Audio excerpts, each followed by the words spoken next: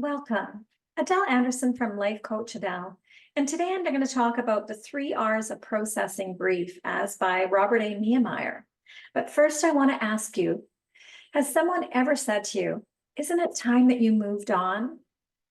Maybe it was a divorce. Maybe it was a painful circumstance in life. Maybe it was traumatization. Maybe it was your early childhood, or maybe it was the death of somebody that you loved in this world. We know now we don't get over it. We don't move on. So what do we do? Well, according to Robert Neimeyer, he says it's about retelling, rebuilding, and reinventing. And threes come up a lot because not only is there the 3R's in grief recovery, there's the 3 points of reference in navigating your place in the world. If you're out sailing across the water, you need 3 points of reference to know where you are on this world, to ground you, right? And in grief, we feel a little bit off balance. So what are our 3 points of reference? When we go to the doctor, we need 3 symptoms so that it becomes a syndrome so that they can diagnose you. 3 is important. In grief, the 3R's of retelling, rebuilding, and reinventing. And in emotions, when we get into changing how the emotion is entangled with the event that's happened to us, we need to change 3 things about it. So let's get at it. Let's talk about the retelling. What happened? What happened to you? What happened to them? Who was your loved one? If it was a death, not just about their death, but who were they when they were alive? Who were they? That's what we celebrate. But then we need to talk about what was lost, not only for the present, but for the future, for what happens beyond what happened. There's so much to tell. Rebuilding, rather than relinquishing, moving on, doesn't happen. Acknowledge the finality of what's happened. From this point forward, something has changed. And it needs to be, I encourage you, a full body acknowledgement. Because it doesn't happen just to our mind.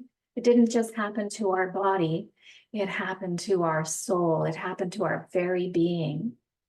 So a full body acknowledgement of what has happened.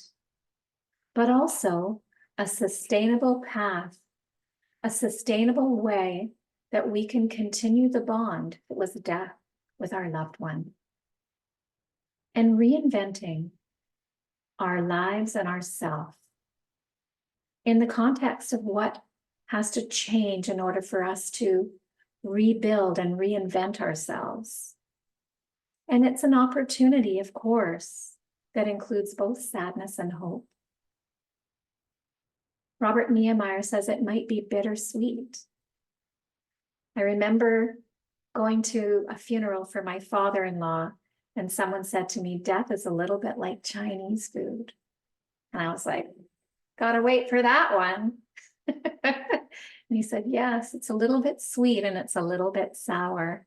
And I thought, wow, that has stayed with me for decades.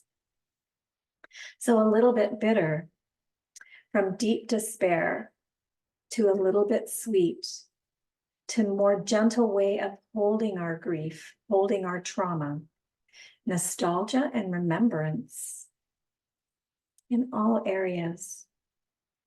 We need to change. We require change in how that deceased person is represented in their absence. In a state of remembrance, in a state of nostalgia, in a state of, oh, they would have said that, or they would have loved this. And finally, coming to peace with that and how they are with us now. In what way does it continue on? So Neimeyer states that for fundamental life transitions, especially when there's trauma, there is a need for us to create a cohesive narrative It's not a happy story, not a paste it on happy face, but rather when you're working with somebody who's assisting you through these deep transitions, for the person to listen to you, to your implicit needs. What do you need now?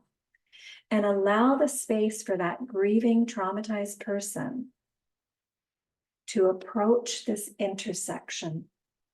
The intersection he calls Grief Street and Readiness Avenue.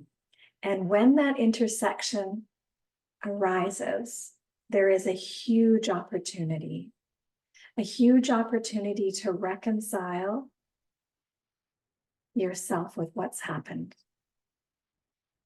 So today, I'm going to tell you a little bit about a grief relief retreat that's happening, coming up March 2nd to 5th, and there's many coming up. So if March doesn't work, there's one in April, there's one in May, there's one in June to assist you. But let's do a little bit of integration right now, because science tells us that everything on the planet is energy, and that includes emotions. So an emotion is an energetic frequency when you're feeling it inside your body. And we can feel it now. If we have something that's worrying us, bothering us, then I ask you just to take a little scan through your body and feel where within your body you might feel some tension or some discomfort. And I'd like you to just close your eyes and go there now.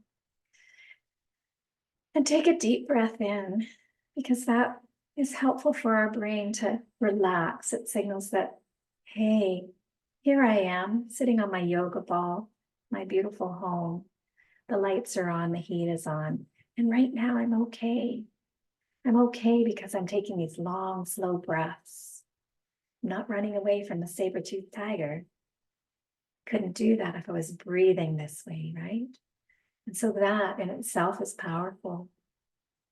But now, as we scan through the body, we can notice there's spots of tension, potentially. So let's just tune into those spots now.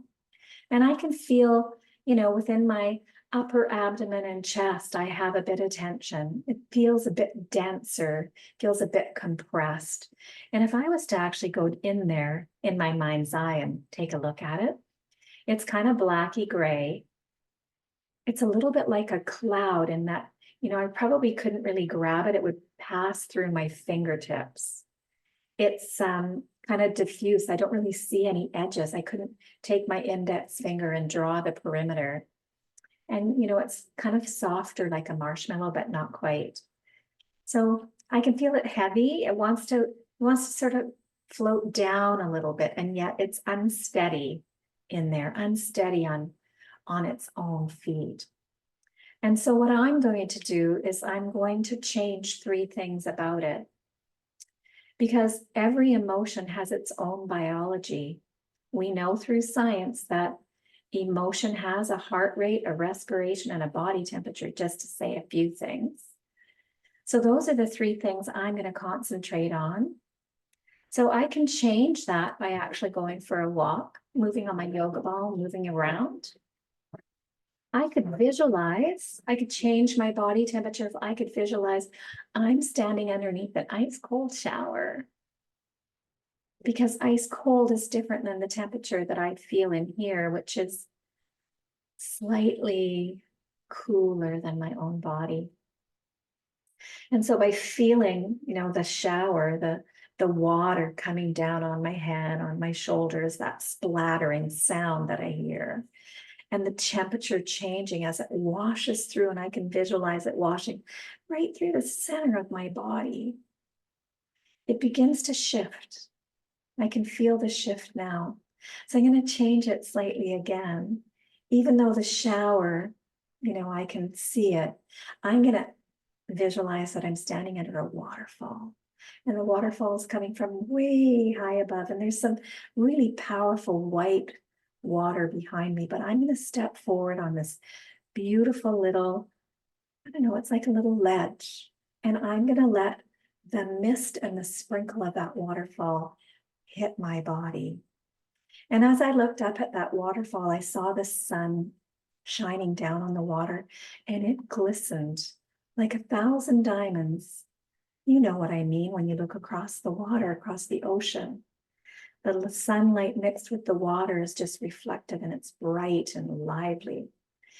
And I can see that now. And as that water continues to sprinkle down upon me, I can hear the roar behind me, and yet the soft patter of this cold, cold water splashing over me, making my hair drip down the side of my body.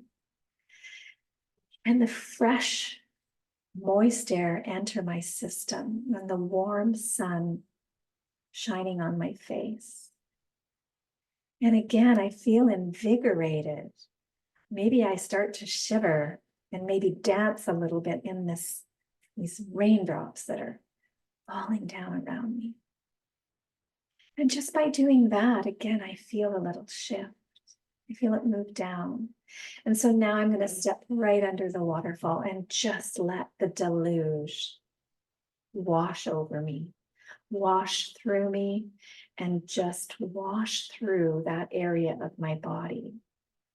Simply draining it away, washing it away, dissolving it, changing the temperature, changing my temperature of my body, changing my heart rate, imagine under a cold waterfall, and changing my respiration. I might breathe a little bit quicker under that cold water.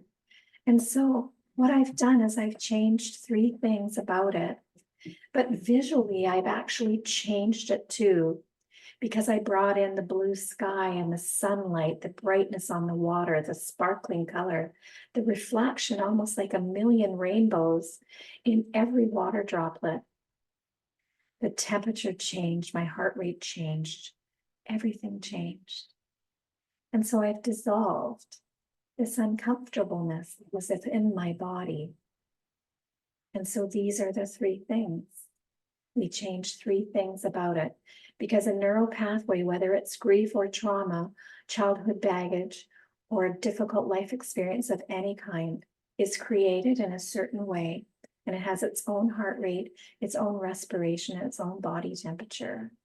And it has this thing inside of our body that represents the middle brain, what that means to you, how it's defined. And so we can shift into our neocortex, creating a beautiful veil between the feelingness, and we move into the thinkingness of it. And so again, we create this soft barrier that holds our grief and trauma gently as we identify how we are moving it and how we are changing it. We're identifying the waterfall. We're identifying the heat of the sun, the coolness of the water, the reflection of light, the sound of it hitting the floor. And this changes everything. You see, that neural pathway can only exist in how it was created. And when we change 3 things about it, that neural pathway has to collapse, because an apple will never be a banana.